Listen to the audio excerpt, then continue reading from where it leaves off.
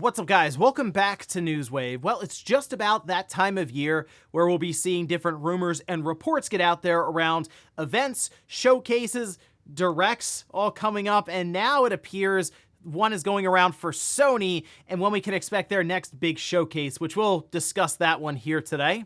Also, we are going to be taking a look at a couple of surprising reveals for PlayStation Plus, with one game being a day one release going into the service immediately. And then Microsoft, we've talked about them with AI, and it looks like they're continuing to work on and evolve artificial intelligence with their Xbox, with one tool seemingly in development now. So if you guys enjoy these videos, make sure you hit that like button, helps it a ton. And if new here to the Spawn Wave channel, make sure you subscribe down below. And of course, members for the channel do get Newswave early and ad-free. If you would like to learn more about that and support the channel, click the join button down below this video. And we're gonna start today with Xbox Game Pass games for the month of April, at least the first half of April. Let's head over here to news.xbox.com.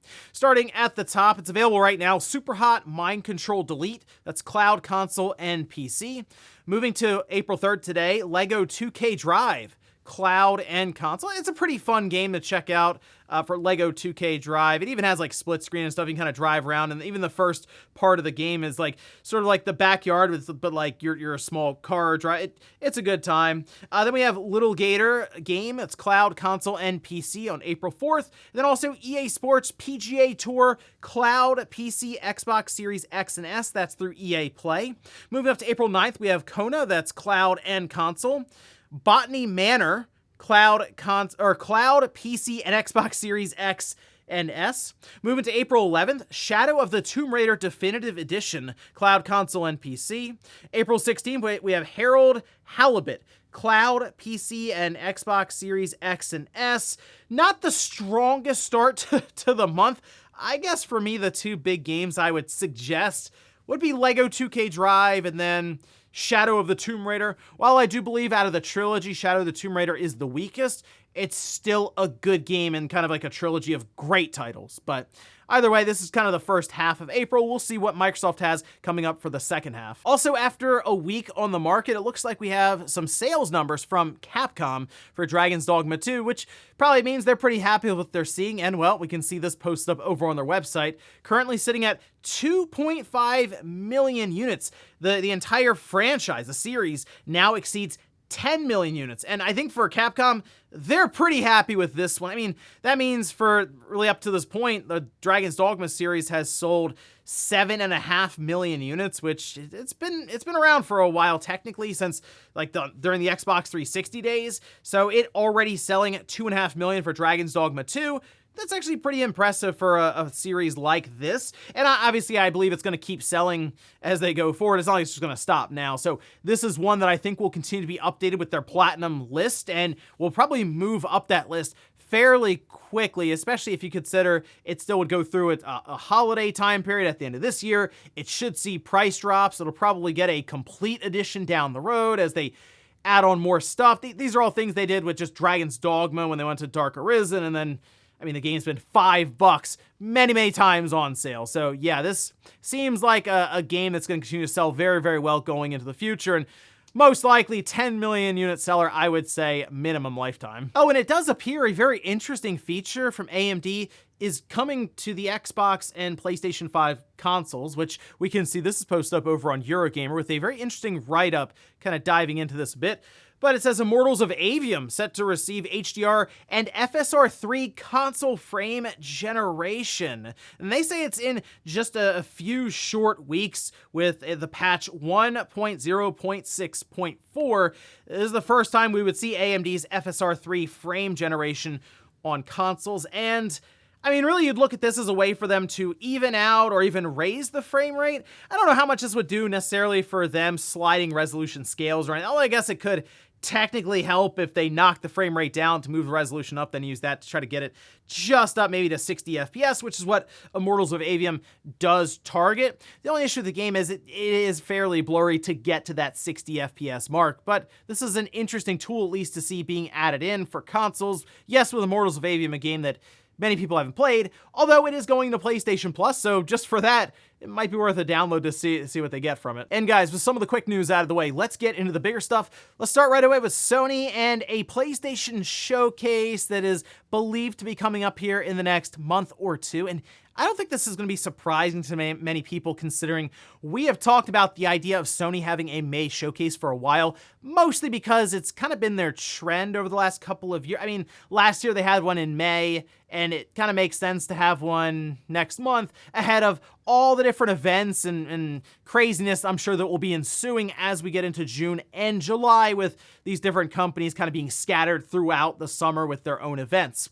Well, now we have Jeff Grubb actually chiming in here with his own information on this, and we can see this posted up over on VGC. They say Sony is reportedly planning to hold a PlayStation product showcase next month. That's according to Giant Bomb's Jeff Grubb, who said today he's heard a bunch of times that either a PlayStation showcase or State of Play will take place in May. This was transcribed over on VGC from Jeff Grubb saying, quote, "I've heard that there will be a PlayStation something, either a State of Play or a showcase next month in May. So this is probably going to be there. I've heard both a showcase and maybe a State of Play. Seems like it might lean towards showcase. It's definitely in that time frame of when they did the showcase last year. And if you remember back to May, as VGC points out, some of the titles that were shown off and announced there include Helldivers 2, Metal Gear Solid Delta, Marathon, Foam Stars, Fair Games, and Concord. Obviously, the big omission from last year's showcase is none of Sony's big first-party studios were present, and that's what a lot of people tune into showcases to see.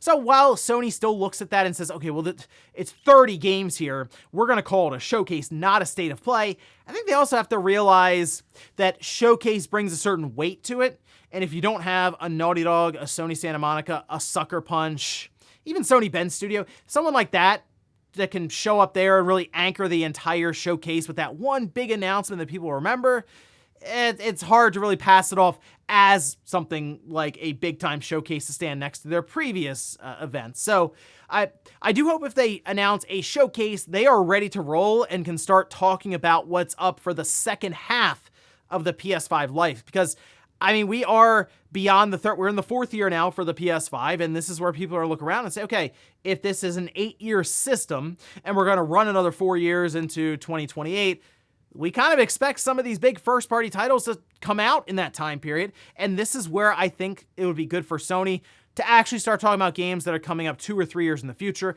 I know people don't always like to hear that, but there is a nice balance you can have where you can talk about a game that is 2 or 3 years off, but then also talk about a game that's coming up in the next 6 or 7 months. It's good to have something to look forward to in the future, and then something obviously that's right in front of you as well. But yeah, I am expecting Sony to have some sort of showcase in May, and I am hoping they show up in force. They just have most of their studios, big first-party studios, that would at least be ready to roll there and ready to show stuff. So crossing my fingers. I'm especially interested to see what Sucker Punch has after what they did with Ghost of Tsushima. What can they do to kind of take things to the next level, as we sort of saw with Insomniac going from Spider-Man to Spider-Man 2 and really opening things up there with, again, very similar gameplay, but really just opening up the world, the movement, the combat. What can Sucker Punch do with that Ghost of Tsushima formula going into what would then be just a PS5 next generation title? And then Team Asobi, that's the other one that I'm really locked in to see, because they could do some interesting stuff with the PSVR 2, but on the other hand,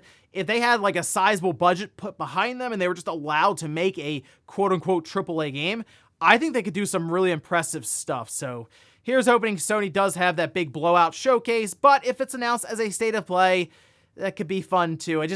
I would really like to see them start talking about some of their big first-party titles from those very, very expensive studios that are developing games right now with them. Oh, and I guess the other question would be, will Sony announce the PlayStation 5 Pro there if they do indeed have that showcase, considering they announced the PlayStation Portal? My only thing with that is they don't necessarily want to hamper PlayStation 5 base sales right now, and the Portal was more of a companion accessory. It's a controller with a screen, so I don't necessarily think that'll be the case, and they would hold that off until legitimately 2 or 3 months before the system comes out, and that's something I don't think we'll see until maybe October or November. So that announcement, I'm still thinking is a ways off, even if we have that showcase in May. Next up, let's talk about Embracer Group, Saber Interactive, and Knights of the Old Republic Remake, because we had an update for this game, and it sounds like this thing is moving along well, and they're making some pretty lofty promises here. Let's take a look. This is posted up by IGN,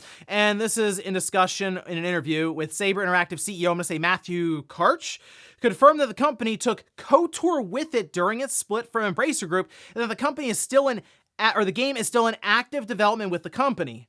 They say, quote, "It's clear and it's obvious that we're working on this." There you go. "It's been in the press numerous times. What I will say is that the game is alive and well, and we're dedicated to make sure we exceed consumer expectations." Well, okay. Well, I would say the expectations are pretty high for a game like this, considering it is based on an absolute classic with Knights of the Old Republic that I still believe holds up to this day. One of the best twists in gaming as well. So if you've never played it, I recommend actually checking it out on the Xbox Series, as they did clean it up really, really well as 60 frames per second, the whole deal. And it's a great experience there. So that's where I would say to pick it up. But the fact that you are remaking that and you're most likely changing aspects like the gameplay, obviously the visuals, there's going to be this fine line you have to walk. So exceeding consumer expectations, that's going to be difficult. But then I also wonder how long until this game comes out, because, well, it sounded like, Corey, to Embracer Group,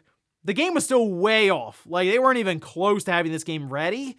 Remember, it went from Aspire, then to Saber, and it sounded like whatever they had made wasn't either up to a certain standard, or it was way above that and was going to cost too much, but whatever it was got a bunch of people fired, and then they just handed off to Saber. So if we are still 3 or 4 years off from this thing coming out, is this a PlayStation 6 game now?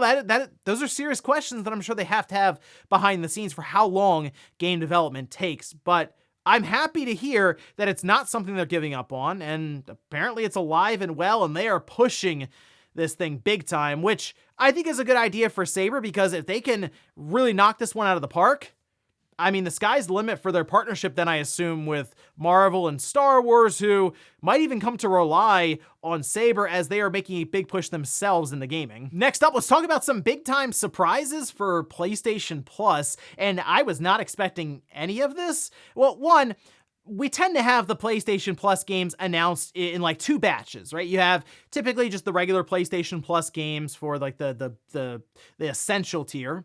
And then you have a bunch of games announced for extra and premium, like midway, almost through the month, like second week. Well, in this case, it seems like they wanted to get this out of the way early on, as they announced this stuff yesterday. So we'll start with this one here. Dave the Diver plunges into PlayStation Plus game catalog April 16th. Now, after looking through PlayStation Blog, I was trying to figure out if this was in like the Essentials tier, so it's just available to all PlayStation Plus members, or if this was extra or premium. It doesn't mention extra or premium, so I'm going to assume then that this is joining their currently announced lineup, which means you would get Dave the Diver, Immortals of Aveum, Minecraft Legends, and then Skull the Hero Slayer. That is a pretty good lineup for just PlayStation Plus. So it is interesting it goes in April 16th, but at least based on what they're saying in this blog, I guess it's just PlayStation Plus in general. So really, really cool stuff there. And then the big one for me, and this was awesome, Tales of Kenzera Zal. That's releasing day one in the PlayStation Plus game catalog on April 23rd. And I've been keeping an eye on this one as we've been getting closer and closer to its release. It does remind me a bit of that Metroidvania style Prince of Persia that I had just played. It seems like it's going to be that kind of this sort of structure and gameplay style, whereas the story and the themes are going to be much different. But a 2.5D story-driven action exploration game all about facing those emotions and discovering how love gives us the courage to press on after a devastating loss is how they describe it here in the PlayStation blog. April 23rd, this is one that would be PlayStation Plus Extra and Premium. Okay, so it's not going into Essential or anything, but we've kind of expected that with some of these day one releases that we've had in the past, and this is, for me anyway, one that I'm really looking forward to. I mean, really looking at the lineup currently for PlayStation Plus in April, and then we still have the extra and premium games that they will then be stacking on top of these announcements here in about a week and a half. It's pretty good, at least for April with Sony. So yeah, I'm definitely looking forward to Tales of Kenzera. Dave the Diver, I've seen the gameplay and some of the previews and stuff. I just don't think it's my kind of game, but clearly people really, really like that one. And there may be many people out there now who are like, well, I was was going to be picking it up, but I have PlayStation Plus, so I'll just check it out there. But yeah, definitely some awesome announcements. A lot of fun to see a game that you're already kind of like, okay, I'm going to pick that one up, and then, oh wait, it's going into the service I already subscribed to anyway, so I'll just download it when it comes out. And in our last bit of news, let's talk about Microsoft and some development on the AI side when it comes to their Xbox platform, as it appears they're leaning into AI, or artificial intelligence, for customer service support. Now, this was posted up over on The Verge, who broke the story, where they say Microsoft is currently testing a new AI-powered Xbox chatbot that can be used to automate support tasks. Sources familiar with Microsoft plans tell The Verge that the software giant has been testing an embodied AI character that animates when responding to Xbox support queries. I understand this Xbox AI chatbot is part of a larger effort inside Microsoft to apply AI to its Xbox platform and services. They also had a response here from the general manager of gaming AI at Xbox saying, "We are testing an Xbox support virtual agent, an internal prototype of an animated character that can query Xbox support topics with voice or text. The prototype makes it easier and quicker for players to get help with support topics using natural language, taking information from existing Xbox support pages." Essentially, it would be like a chatbot you'd be able to just talk to and say, hey, there's something going on with my controller, or my headset's not functioning correctly. What do I do? And it will essentially go out, get the information from Xbox support page, and relay to you in more of a conversational, like natural way, as opposed to, here's a page with 18 bullet points that we just pulled from Microsoft's website. Just look through it as you can. In fact, it could actually just ask you more questions as it reads over this to try to figure out what exactly the solution is. It was also mentioned that it would be able to process refunds potentially, which that's an interesting one. I don't know if it would then be able to look at maybe your account, figure out your playtime in a certain game, or maybe certain achievements that you got. Okay, this person is having this problem. It lines up with everything, or saying, we'll just go ahead and refund it. The idea of working in AI in more useful ways like this, if it would improve the overall customer service time, so the time it takes from you hitting a button saying I need help to actually getting that help, I mean, that's a good thing. I am wondering, though, what exactly is the character going to be? Because we've always had Clippy with Windows XP and just Office. So what exactly do they have here? Before it was like Cortana. I'm not sure. That is the question now. What character would you have for your Xbox talk to? Would it be Master Chief? Would it be Marcus Phoenix? I don't know. That's a tough one. So that's what we have to all come together and figure out now. Who do you want to ask for help when your headset is messing up on your Xbox? Let me know down in the comments. And before we go to the comments of the day, we'll take a look at the poll that I posted up yesterday, where I ask, with the demo now out to try, are you picking up Stellar Blade? 42% say, no, I'm not interested. 36% say maybe later if there's a sale, and then 23% say yes, buying it ASAP. The demo, I mean, I was already kind of interested in picking up the game, and I was most likely going to when it came out, obviously because we do a podcast on it, that sort of thing. But the demo, I did like. I thought the combat was good. It was throwing me off a little bit at first. And that also might be because I'm going between, which I finished up Rebirth, but I was going between Rebirth, Rise of the Ronin, and Stellar Blade demo, which it's not like a long demo, hour and a half, maybe, if you just kind of run around and explore some random stuff. But the parry and dodge timing, that window, I just wasn't clicking with it for a while, but then as I played more and more of it, it started to line up with me. So I feel like this is one of those games that after 2 or 3 hours, you'll have that timing down pat, and then maybe be onto some other types of skills or other things in that tree that they have that seem to make that window a bit more forgiving. But yeah, I liked what I was at least seeing there with the combat, the visuals, kind of the over-the-top sci-fi anime style. To me, there was a lot to like with Stellar Blade with that demo, and I am looking forward to it later this month. And we'll finish up with the comments of the day. We'll start with this one here. This is posted up from Cameron, who says, I volunteer as the new head of PlayStation. We're bringing Infamous back. Yeah, I actually wouldn't mind that. I think Infamous could be really, really cool on the PS5. If you look at Second Son on the PS4, that game still looks pretty good. I mean, at that time when it came out, it looked incredible. Like, they would do the thing where the character would like jump way up in the air and it would do that very slow moving look of like his face at the camera. And I don't know, it did look next gen compared to the PS3, and then all the different effects of his powers and stuff going through vents. It actually looked like the PS4 was like well above the PS3 when you saw some of that stuff. But I really do think Infamous would be a very fun superhero game for really Sony to have back, but they seem more interested in just kind of partnering with Marvel for now. And I don't know, maybe those projects eventually get too expensive and it makes less sense for them to go outside of Sony and they bring Infamous back. But I think that would be a very fun franchise to see return, especially with a more powerful system like the PS5. But at this rate, maybe we'll see it on an even more powerful system with the PlayStation 6, because Sony's locked up with Marvel seemingly for quite a while. Then we'll go to a comment from the member video. This is from Ruckus, who says, the game explains Metroid Prime 4 was probably my favorite joke of the day, mostly because by the end of it, a Metroid golf game seemed like it would be amazing. Yeah, why not? Hey, anything Metroid at this point, we got to keep the momentum going for Metroid Prime 4. But that's clever. Obviously, having 4 and then a Metroid golf game. I mean, back in the day, who would have thought a Mario golf game? You're like, what? Mario golf or Metroid pinball? It's like, what? How are you gonna do that? Sure, why not? Metroid golf, I'm here for it because, well, that would probably come out before Metroid Prime 4, let's be real. And ladies and gentlemen, that's gonna do it here for Newswave. If you enjoyed this video, guys, hit that like button. If not, hit the dislike. Leave comments down below about everything we talked about here today. Well, there's a reported PlayStation showcase happening in May. What studios from Sony would you like to hear from at that event? And then Knights of the Old Republic Remake seems like it's all systems go right now for Saber Interactive. Do you think they can exceed consumer expectations with that one? Thanks guys for watching, and I'll see you next time.